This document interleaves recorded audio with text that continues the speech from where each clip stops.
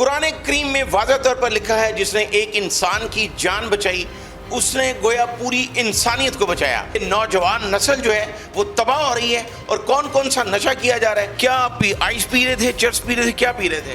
چس پی تھی اور آئس پی تھی. تو آگے بہتر ہو کے نکلیں گے یہاں سے، دوبارہ اس چیز کی طرف منہ نہیں کریں گے. یہ ایک ذہنی بیماری ہے، جسمانی بیماری ہے، اور یہ ایک جسمانی بیماری کے ساتھ ساتھ یہ فیملی بیماری بھی ہوتی ہے. ہمارا کام ان کی بیسیکلی کاؤنسلنگ کرنا ہوتا ہے، ان کو بتانا ہوتا ہے، ان کی ہیلپ کرنا ہوتا ہے، ان کو سمجھانا ہوتا ہے، ان کی فیملیز کو، اور ان کو باقی مینیج کرنا ہے فل لائف، فل ٹائم انہوں نے اپنی لائف. ہمارے پاس جتنے پیشنٹس سیکنڈ تھرڈ ٹریٹمنٹ کے لیے آ رہے ہوتے ہیں، بیسیکلی اس کا جو ریزن ہے پیرنٹس کا ٹونٹ کرنا، فیملی کا ٹونٹ کرنا، وائف کا ٹونٹ کرنا، یہ سب چیزیں جو ہیں اس طرح کی چیزوں کی وجہ سے جو ہیں پیرنٹس دوبارہ آتے ہیں. مجھے تقریباً 14 سال ہو گئے نشہ استعمال کرتے ہوئے. تو یار تمہاری اتنی عمر تو نہیں لگ رہی، کیا بچپن سے ہی منشیات شروع کر دی؟ بس ہمارا معاشرہ ہی ایسا ہے کہ بس کچھ دوستوں نے لگا دیا تو پھر کنٹرول نہیں کر پائے اپنے آپ. اور میرے گھر والوں نے اور ادارے والوں نے میرے اوپر بہت محنت کی ہے، جس کی وجہ سے میں مکمل طور پر اپنے آپ کو فٹ اور ہیلدی محسوس کر رہا ہوں. آئس آپ کو آرام سے مل جاتی تھی؟ آج کل معاشرے میں عام سی چیز ہے، گھر گھر گلی محلے میں ہر جگہ پہ آئس کے ڈیرے بنے ہوئے ہیں، منشیات کے اڈے بنے ہوئے ہیں. ان 12 سالوں کو میں نے اپنی لائف میں ضائع کیا ہے، اور ان 6 منتھ کو میں نے بہت اچھا فیل کیا ہے کہ میں واپس اپنی لائف میں آ گیا ہوں. کتنے بچے آپ کے؟ میرے 2 بچے ہیں، ایک بیٹی ایک بیٹا. 2 سال کی بیٹی ہے، سال کا بیٹا ہے. 15 سال لائف ہے نا، وہ پتہ ہی نہیں ادھر چلا کہ میری جوانی چلے کدھر گئی. میں نے 7 سال نشہ کیا سر. آئس پیتے تھے؟ کیا پیتے تھے؟ آئس پیتا تھا، ساتھ پاؤڈر پیتا تھا، ساتھ چرس پیتا تھا. میں کہتا ہوں کہ اس لعنت کو چھوڑ کے آپ دین کی طرف آ جائیں، یہی زندگی ہے.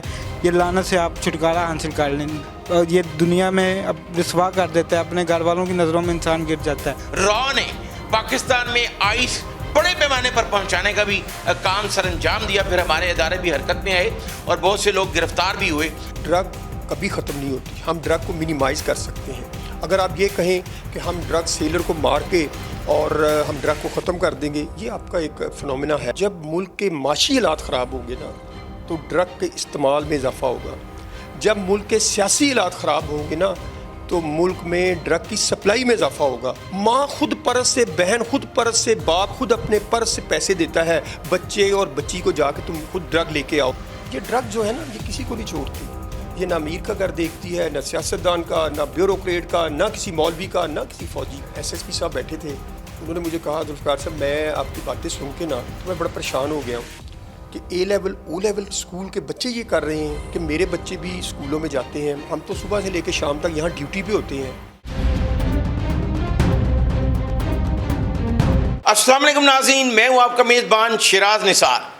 قرآن کریم میں واضح طور پر لکھا ہے جس نے ایک انسان کی جان بچائی اس نے گویا پوری انسانیت کو بچایا. آج ہمارا جو ٹاپک ہے منشیات فروشی، اس کو کیسے کنٹرول کیا جائے گا.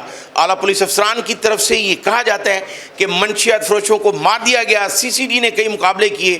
لیکن آج ہم آپ کو تفصیل سے بتائیں گے بھی کہ گزشتہ 2 سالوں میں لاہور اور گردنوا میں نہ صرف منشیات فروشی بڑی بلکہ نوجوان نسل جو ہے وہ تباہ ہو رہی ہے. اور کون کون سا نشہ کیا جا رہا ہے. آج ہم لاہور کے ایک ایسے نجی ہسپتال میں موجود ہیں جہاں پر درجنوں بچے، درجنوں فیملیوں کے، خاندانوں کے، گھروں کے چشم و چراغ جو اس لت میں لگنے کے بعد نہ صرف اپنے خاندان کی بدنامی کا باعث بنے بلکہ خود بھی زندگی کے اس موڑ پر کھڑے ہیں کہ قبر ان کو بالکل قریب سے نظر آ رہی ہے. لیکن ہم کوشش کریں گے ان سے بات بھی کریں اور ان کو یہ بات بھی سمجھائیں کہ وہ واپس آئیں اور اپنے اصل راستے پہ چلیں. ہم کوشش کرتے ہیں کہ جو بھی بچے یہاں پر داخل ہیں اس نجی ہسپتال میں ہم ان سے بات کر سکیں. السلام علیکم جی. میم کیا نام آپ کا؟ میرا نام ڈاکٹر شکیلہ ساہر. ڈاکٹر صاحبہ یہ بتائیے گا کہ یہ بچہ کب سے آپ کے پاس ادھر داخل ہے؟ اس بچے کو 1 منتھ اور 10 ڈیز ہو گئے ہیں ہمارے پاس آئے ہوئے. تو یہ کون سا نشہ کرتا تھا؟ یہ بچہ سگریٹ لے رہا تھا، ہیش لے رہا تھا اور ساتھ میں آئس لے رہا تھا. بیٹا کیا نام آپ کا؟ اٹھ کے بیٹھ سکتے ہو؟ کیا نام آپ کا؟ سید خرم عباس. خرم یہ بتائیں کہ کتنی عمر ہے آپ کی؟ میری ایج 25. آپ 25 سال عمر ہے. تو کتنی دیر آپ نے جو ہے وہ نشہ کیا ہے؟ میں نے 1 منتھ سے 1.5 منتھ یہ نشہ بھی سٹارٹ کیا تھا. کیا آپ آئس پی رہے تھے، چرس پی رہے تھے، کیا پی رہے تھے؟ چس پی تھی اور آئس پی تھی. तो कैसा आपको महसूस होता था उस वक्त, क्या लगता था? घर वालों से झगड़ते थे, लड़ाई करते थे, क्या करते थे? स्टार्टिंग में तो नॉर्मल रहा हूँ, बाद में लड़ाई झगड़ा, गुस्सा, चिड़चिड़ापन वगैरह ये चीज़ फील। यार अभी नौजवान हो आप, तो पाकिस्तान का मुस्तकबिल बन सकते हो, अभी कैसा महसूस हो रहा है अस्पताल में पहुंचकर? अभी सिगरेट भी छोड़ दिए हैं? अभी अच्छा महसूस हो रहा है, इलाज हो रहा है, ठीक है कि इंशाल्लाह अल्लाह पाक से दुआ है कि बेहतर होके निकलेंगे यहाँ से, दोबारा इस चीज़ की तरफ मुंह नहीं करेंगे। अल्लाह ताला आपकी दुआ उस वक्त कबूल करेंगे जब आप अपने माइंड से डिसाइड कर लेंगे कि मैंने नहीं करना, फिर अल्लाह ताला भी आपकी मदद करेंगे। माइंड से हमने डिसाइड कर लिया, ठीक है, दिल से भी हमने डिसाइड किया, माइंड से भी किया, अल्लाह से दुआ भी किया कि अब अल्लाह की मदद है आगे, ठीक है, कि हम कोशिश ये करेंगे दोबारा इस चीज़ की तरफ ना हम मुँह करेंगे, ना हम इस चीज़ की तरफ जाएंगे। ईद पे घर वालों से मुलाकात हुई है, वो खुश हो रहे थे आपको देख के कि आप नशा छोड़ चुके हैं? जी खुश हुए हैं, बहुत ज़्यादा खुश हुए हैं। वालदा ने क्या कहा आपको ईद पे?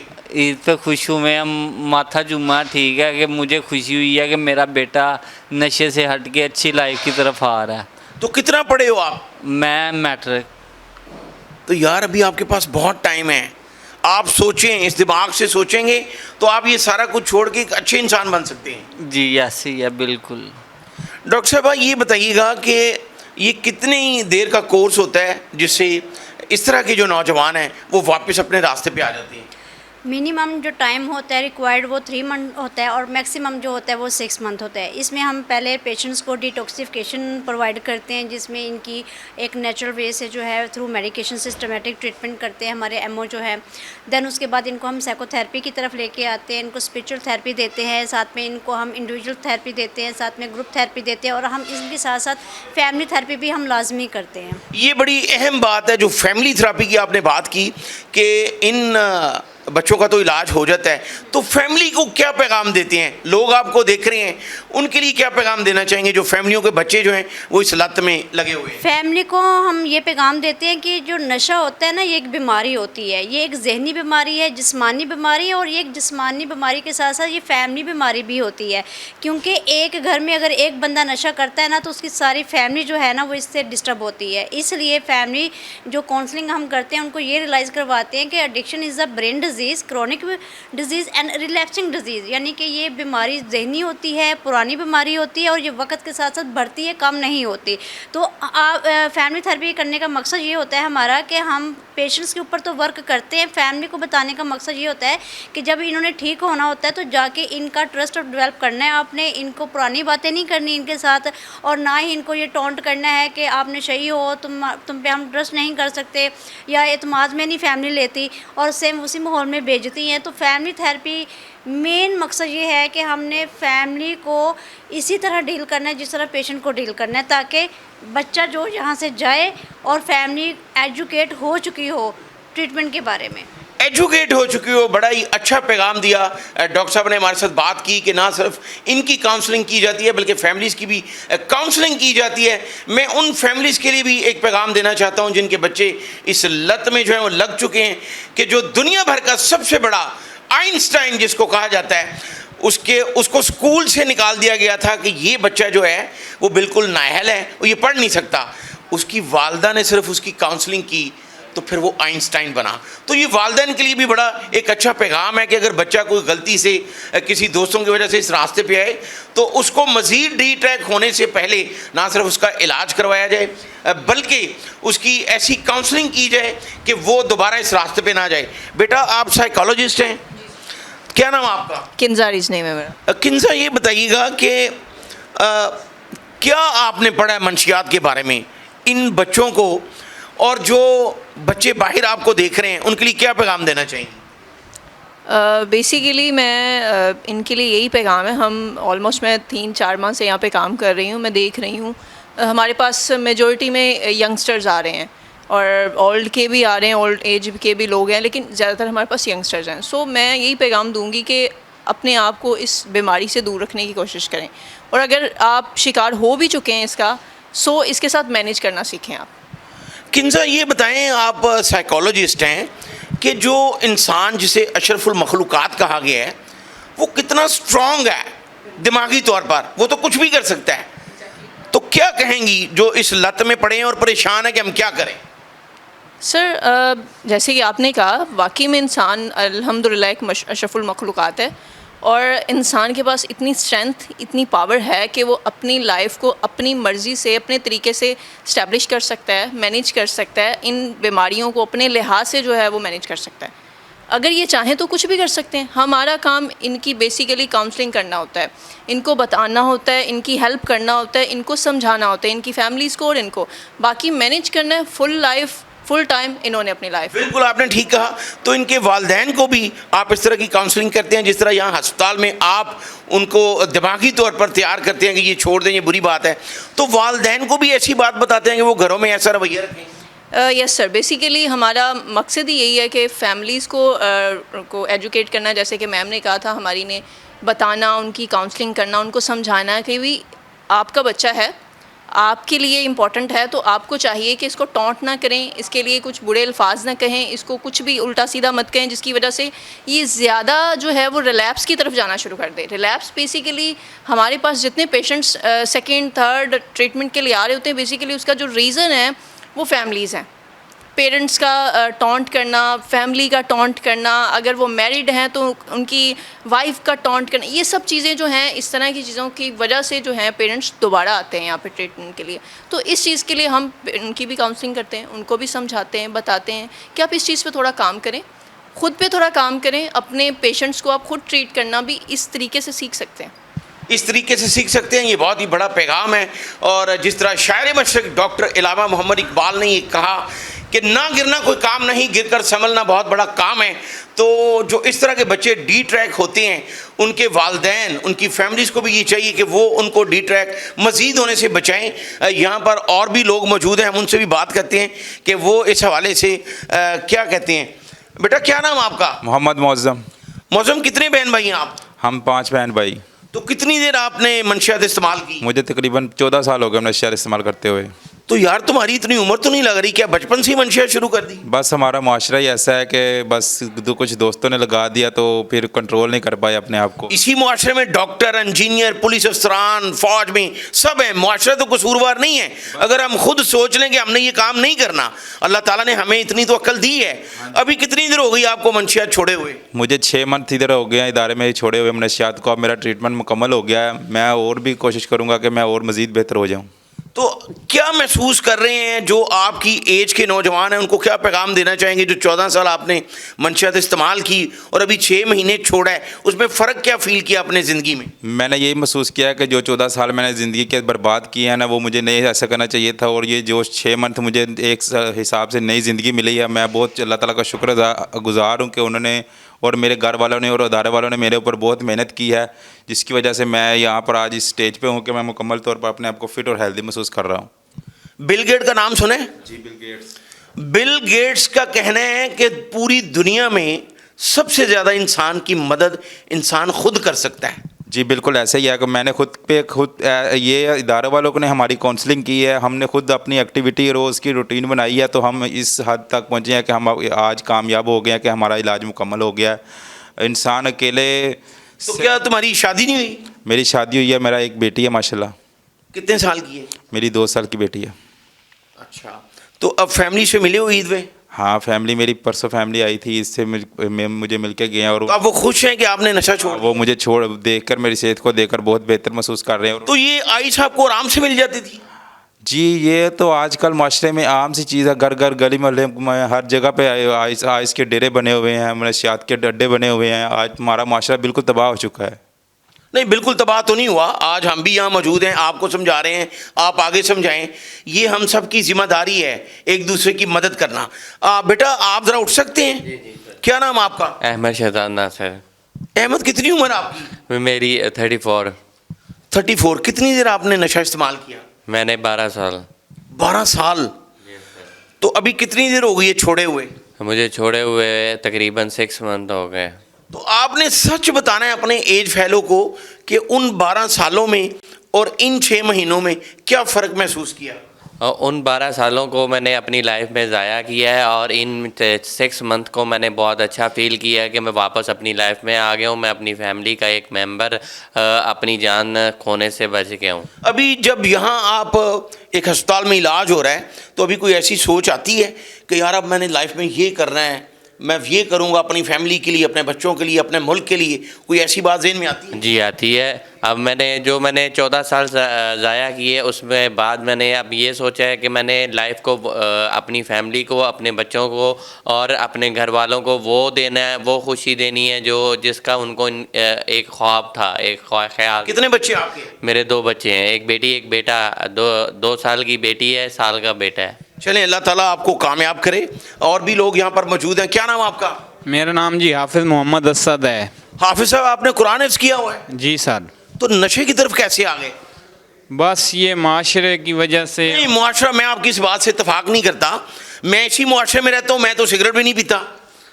بس آپ اگر خود سوچیں گے تو کبھی بھی خراب نہیں ہوں گے.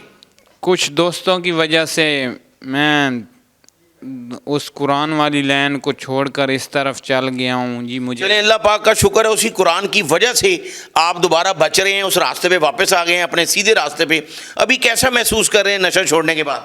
بہت اچھا محسوس کر رہا ہوں. اب میں نے سوچ لیا ہے کہ میں نے اب جا کر نشہ نہیں کرنا, کیونکہ میرا علاج ہو چکا ہے. کم از کم مجھے 5 ماہ ہو گئے ہیں اور میں نے واپس جا کر اب تعلیم حاصل کرنی ہے, قرآن پاک یاد کرنا ہے. اور انشاءاللہ میری تمام بھائیوں سے, دوستوں سے ریکویسٹ ہے جو میرے ہم عمر ہیں کہ وہ اگر نشہ کرتے ہیں یا اس لت پہ لگ گئے ہیں تو آ کر اپنا علاج کروائیں, کسی ریہیب سینٹر سے یا کسی ادارے سے رجوع کریں. کسی ادارے سے رجوع کریں. ناظرین یہ بڑی اہم بات ہے جس کو ہم کوٹ کرنا چاہیں گے. دنیا میں بے شمار ایسے لوگ ہیں جن کا یہ ماننا ہے اور انہوں نے پریکٹیکل کر کے دکھایا کہ انسان کی تقدیر اس کی سوچ ہوتی ہے. وہ جو سوچتا ہے وہی اس کا عمل بنتا ہے اور وہی اس کی تقدیر بنتی ہے. کیا نام آپ کا؟ شہزاد احمد. شہزاد کتنے بچے ہیں آپ کے؟ 2. تو کتنی دیر آپ نے نشہ استعمال کیا؟ تقریباً 15 سال. تو 15 سال ابھی چھوڑے ہوئے کتنی دیر ہو گئی؟ 6 منتھ ہو گئے ہیں. سچ بتانا ہے کیسا محسوس کر رہے ہو پہلی 15 سال والی لائف اور اب 6 مہینے والی لائف؟ 6 مہینے والی ریکوری کی لائف جو ہے نا, یہ بالکل اس طرح کے جس طرح میں دنیا میں ہوں. اور جو 15 سال لائف ہے نا, وہ پتہ ہی نہیں ادھر چلا کہ میری جوانی چلے کدھر گئی. اس وقت کیا محسوس کرتے تھے کہ یار بس ختم ہو گیا سارا کچھ, میں مرن لگا وہاں, کی محسوس کرتے تھے؟ بس یہی چیزیں محسوس کرتے, جسم کی ٹوٹ بھاج کے جسم ٹوٹتا تھا اور نشے کی طرف بھاگ جاتے تھے. نہیں تو ادروائز ریہیب سینٹر میں آئے ہیں, یہاں پہ بھی ہوا ہے, لیکن اب بالکل فٹ ہوں اور نہ جسم کو کچھ محسوس ہوتا ہے. بس آپ نماز پڑھیں, دعا کریں اللہ تعالیٰ سے, اور اللہ تعالیٰ ان لوگوں کی ضرور مدد فرماتے ہیں جو خود بھی کوشش کریں. کیا نام آپ کا بیٹا؟ اٹھ کے بیٹھو ذرا. محمد نام ہے میرا سر. عطا محمد. کتنے بہن بھائی ہو آپ؟ 3 بہن بھائی ہیں. تو آپ کی عمر کتنی ہے؟ میری عمر 25 سال ہے سر. تو 25 سال میں کتنے سال آپ نے نشہ کیا؟ میں نے 7 سال نشہ کیا سر. آئس پیتے تھے؟ کیا پیتے تھے؟ آئس پیتا تھا, ساتھ پاؤڈر پیتا تھا, ساتھ چرس پیتا تھا. ابھی کتنی دیر ہو گئی ہے یہ سارا نشہ چھوڑے ہوئے؟ یہ مجھے 3 ماہ ہو گیا میرا نشہ چھوڑے ہوئے. شکر ہے الحمدللہ کا, میں اللہ کا شکر ادا کرتا ہوں. اور میں سب اپنے دوستوں کو, بھائیوں کو, یہ میرے ہم عمر ہیں, میرے سے بڑے ہیں, میں کہتا ہوں کہ اس لعنت کو چھوڑ کے آپ دین کی طرف آ جائیں. یہی زندگی ہے. یہ لعنت سے آپ چھٹکارا حاصل کر لیں. نشے میں کچھ بھی نہیں پڑا لعنت کے علاوہ.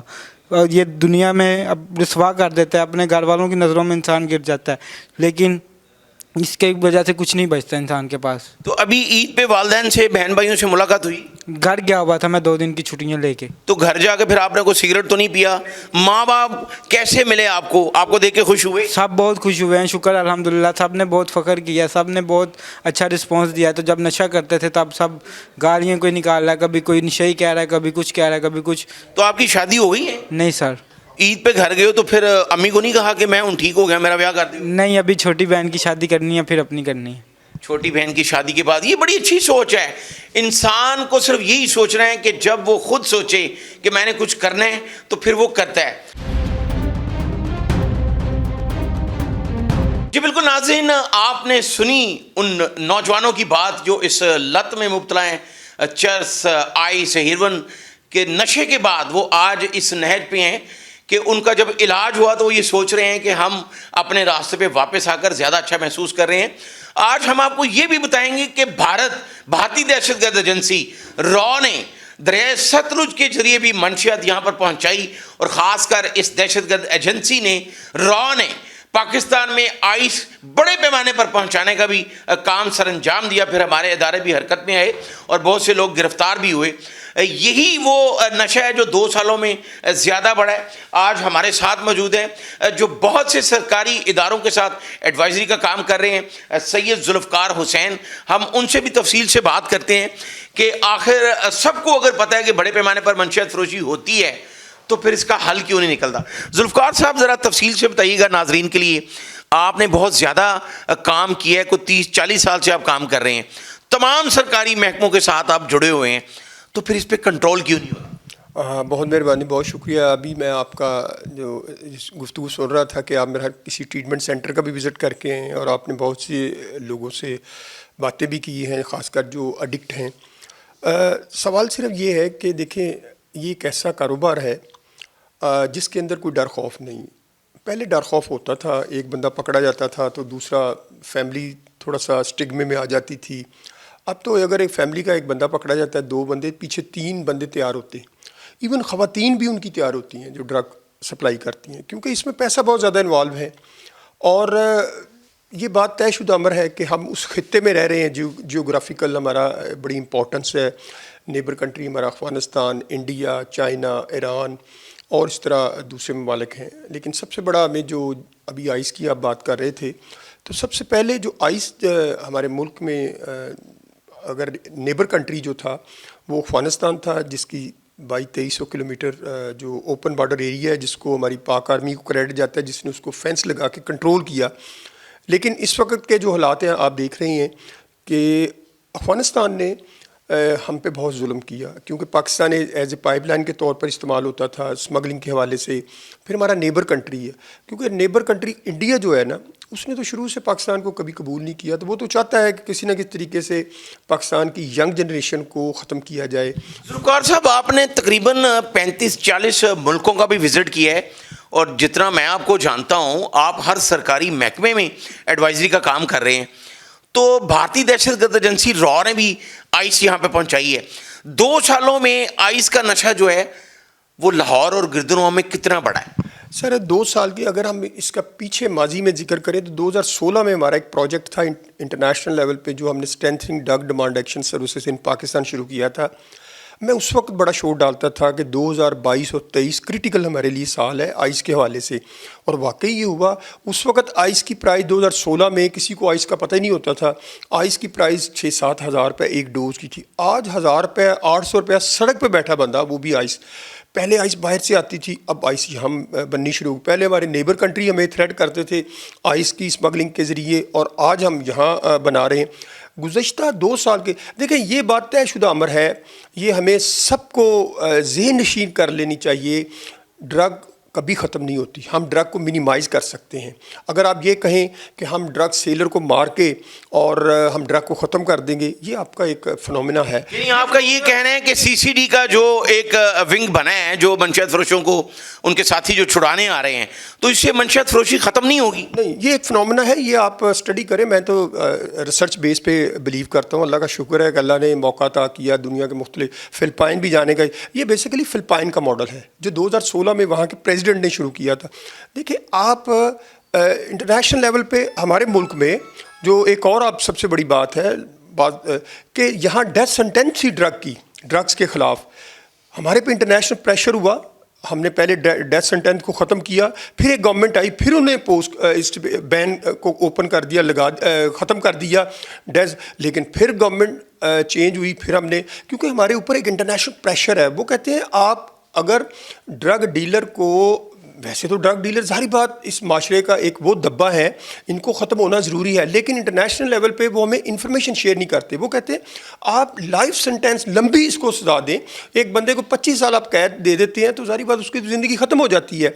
लेकिन ये है कि आप ड्रग माफिया को ख़त्म करने के साथ साथ आपको ये प्लानिंग करनी है कि आपने डेवलपमेंट के प्रोग्राम क्या शुरू किए हैं। आपके मुल्क में 1 करोड़ से ज़्यादा नशई हैं। पंजाब बड़ा सूबा है जिसकी 12 करोड़ आबादी है। आपके लाहौर शहर में ड्रग एडिक्ट्स के लिए कितने हॉस्पिटल हैं सरकारी?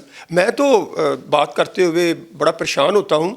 आटे में तो नमक जो होता है ना उसका फिर भी जायका है। सर जिस शहर में 1 करोड़ 30 लाख की आबादी हो और वहाँ पे 25-30 बेड ड्रग एडिक्ट के लिए हों और वहाँ 5-6-7 लाख ड्रग एडिक्ट्स हों और जिनको इमीडिएटली इलाज की ज़रूरत होती है, तो आप खुद अंदाज़ा लगा रहे हैं कि हमारी विलिंगनेस और हमारी विल कहाँ तक है। हम ये चाहते हैं, मैं कई बार गवर्नमेंट के इदारों में, गवर्नमेंट की मीटिंग्स में, इवन कोर्ट में भी ये बात दोहरा चुका हूँ, एक बार नहीं कई बार मीडिया के ज़रिए, आपने ड्रग को ख़त्म करना है, ख़त्म नहीं कर सकते, मिनिमाइज़ कर सकते हैं। आपकी प्रिवेंशन पॉलिसी होनी चाहिए। लेकिन यहाँ तो मिनिमाइज भी नहीं हो रही, बढ़ती जा रही है। आज जिस जगह पे हम बैठे हैं रायविंड रोड पर, मैं यूनिवर्सिटी का नाम नहीं लूँगा, लेकिन वहाँ पर 40,000 से ज़्यादा तालब इलम है, लेकिन कम से कम 5,000 से ज़ायद वहाँ पे उस एक यूनिवर्सिटी में नशा कर रहे हैं स्टूडेंट जो हैं। आपका शायद इत्तेफाक हुआ हो वहाँ पे एडवाइजरी का, काउंसलिंग का, तो लाहौर और गिरदनवा की कई यूनिवर्सिटीज़ में लड़के लड़कियां मंशियात फरोशी कर रहे हैं। आज से एक कल्चर बनता जा रहा है। तो इस हवाले से आपने कभी किसी से बात की, किसी हाई ऑफिशियल मीटिंग में, कि वहाँ के जो प्रिंसिपल हैं उनके वालिदैन को बुलवाएं या उनको निकालें वहाँ से, क्या हम ऐसे ही करते रहेंगे? मैं आपने ना एक सवाल में 2-3 सप्लीमेंट सवाल भी ऐड कर दिए। पहली बात ये है कि जब मुल्क के माशी हालात ख़राब होंगे ना तो ड्रग के इस्तेमाल में इजाफ़ा होगा। जब मुल्क के सियासी हालात ख़राब होंगे ना तो मुल्क में ड्रग की सप्लाई में इजाफ़ा होगा। ये 2 चीज़ें आपस में गहरा ताल्लुक़ है। आपके माशी हालात देख लें क्या है इस वक्त, लेटेस्ट सिचुएशन, अब वार है ईरान की और गल्फ़ के साथ, हमारे माशी हालात क्या है, आने वाली जो आगे क्यों किस तरह एनर्जी क्राइसिस आएगा। सर बिल्कुल ये बात तय है कि ड्रग्स का इंसान के साथ बड़ा गहरा ताल्लुक़ है। उसको ख़त्म करने के लिए हमें ऐसी पॉलिसी, जिसका मैं पहले जिक्र मैं करना चाह रहा था, पॉलिसी को प्लानिंग की ज़रूरत। हमारे पास प्रिवेंशन पॉलिसी कोई नहीं है, हमारे पास ट्रीटमेंट सेंटर कोई नहीं है, हमारे पास डेडिकेटेड हॉस्पिटल कोई नहीं है, हमारे पास अदारों की अंडरस्टैंडिंग कोई नहीं है। तो आप इतनी सरकारी मीटिंग्स में जाते हैं, वज़ीर-ए-आला पंजाब मरीम नवाज़ वो कह रही है मैं सबकी माँ हूँ, तो क्या ऐसे सरकारी अस्पताल नहीं होने चाहिए? जो अफोर्ड नहीं कर सकता वो वापसी के रास्ते पे अगर आना चाहता है तो कोई ऐसा अस्पताल है ही नहीं। यहाँ पे तो अस्पतालों में लाखों रुपए लिए जा रहे हैं। तो कभी आपने वज़ीर-ए-आला पंजाब को कोई ऐसा पैगाम दिया या आला सतह मीटिंग पे कोई ऐसी बात की?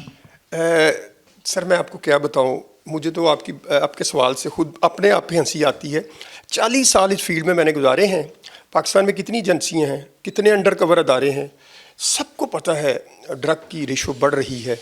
आप मर्दों को छोड़ दें, मैं तो सिर्फ ये कहता हूँ, मैं आपके प्रोग्राम में भी अब ये बात दोहरा देता हूँ, मरीम नवाज़ साहबा जो हमारी वज़ीर आला है, रियासत जो है ना माँ का किरदार अदा करती है। मैं रियासत को इसलिए ज़्यादा अहमियत देता हूँ कि जब मैं मार रोड की सड़कों पे अपनी सोशल लाइफ को शुरू किया ना तो उस वक्त एक नारा लगता, रियासत माँ होती है। तो सर मैं तो ये कह के थक गया हूँ कि आप अपनी वालदा के नाम का ख़वातीन का एक 50 बेड का हॉस्पिटल बना दें। और बहुत तादाद है ख़वातीन की, वो वालदैन बेचारे जो बता नहीं सकते। इस फील्ड में स्टिग्मा एक बड़ी चीज़ है, एक ड्रग एडिक्ट्स के लिए स्टिग्मा है और एक फैमिली के लिए स्टिग्मा है।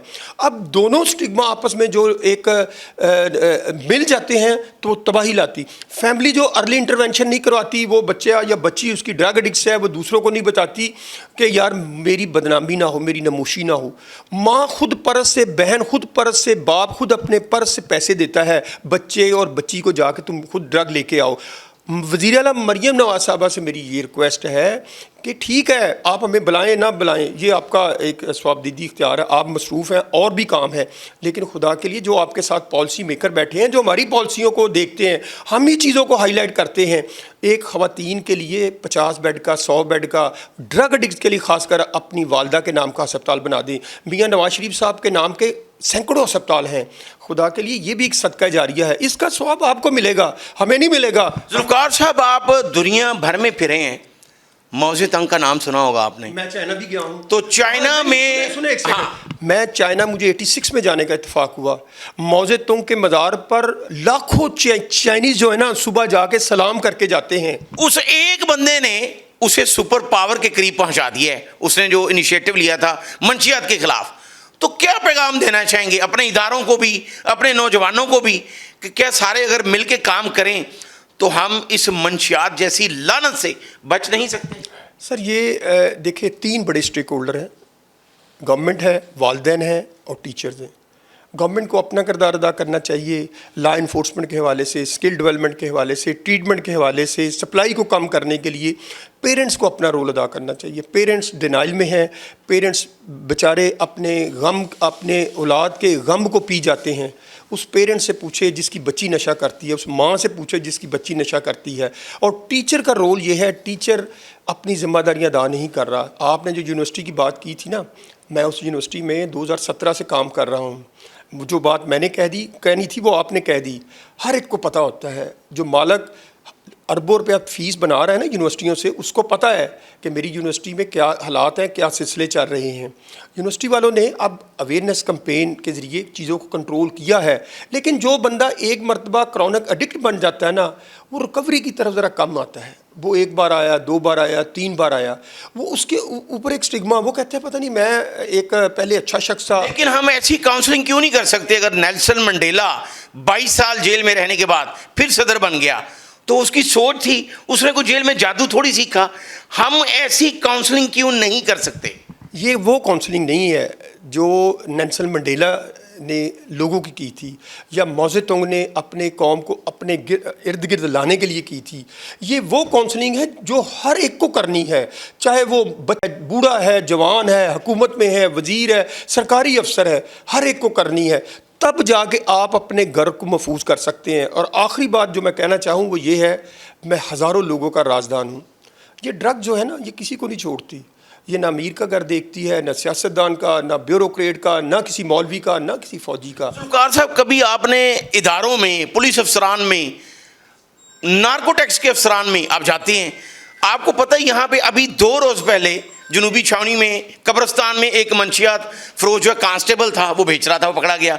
नार्कोटिक्स का एक बंदा खुद इचरा के इलाके में, वहाँ पे फायरिंग हुई, एक बंदा मर गया, वो मंशियात वहाँ पे बिक रही थी। तो इदारों के लोग अगर शामिल होंगे तो फिर हम क्या करेंगे? सर, आप खुद क्राइम की बीट में बड़े अरसे से काम कर रहे हैं, मुझसे ज़्यादा आप बेहतर जानते हैं। मैं तो चीज़ों को जो मैं देखता हूँ, जो मेरे सामने आती हैं, मैं उनको हाईलाइट करता हूँ। जो मीटिंग्स में आती हैं, ये नहीं है कि मीटिंग में जाके मैं खामोश रहता हूँ या बात नहीं करता। मैं अल्लाह का शुक्र अदा करता हूँ, बहुत सी चीज़ें, बहुत से इंटरवेंशन जो है थ्रू कोर्ट के ज़रिए जो करवाई हैं। और ख़ासकर जो अदारों का रोल है ना, वो बड़ा इम्पोर्टेंट है। और अगर एक अदारे में कुछ चंद लोग हैं, काली बेड़े, जो पूरे सिस्टम को ख़राब करती हैं, बड़े बड़े अच्छे लोग हैं जो चाहते हैं कि ड्रग, मैं उसकी मिसाल देना चाहता हूँ। मैं एक पुलिस की हाई ऑफिशियल मीटिंग में था, तो वहाँ एक एसएसपी साहब बैठे थे और आजकल वो डीएजी हैं गालबन। तो मेरी बातें सुनकर वो बड़ा परेशान हुए, तो वो आप कमरे में आके अपने में बैठ गए। जो मैंने वहाँ मीटिंग में बातें की ना, वो डीएजी लाहौर हैं आजकल? नहीं, वो लाहौर में नहीं है, वो बाहर है। तो उन्होंने अपने जो स्टाफ था उसको कहा, जी ज़ुल्फ़िकार साहब जब बाहर जाएंगे ना, तो आपने इनको मेरे पास लेके आना है।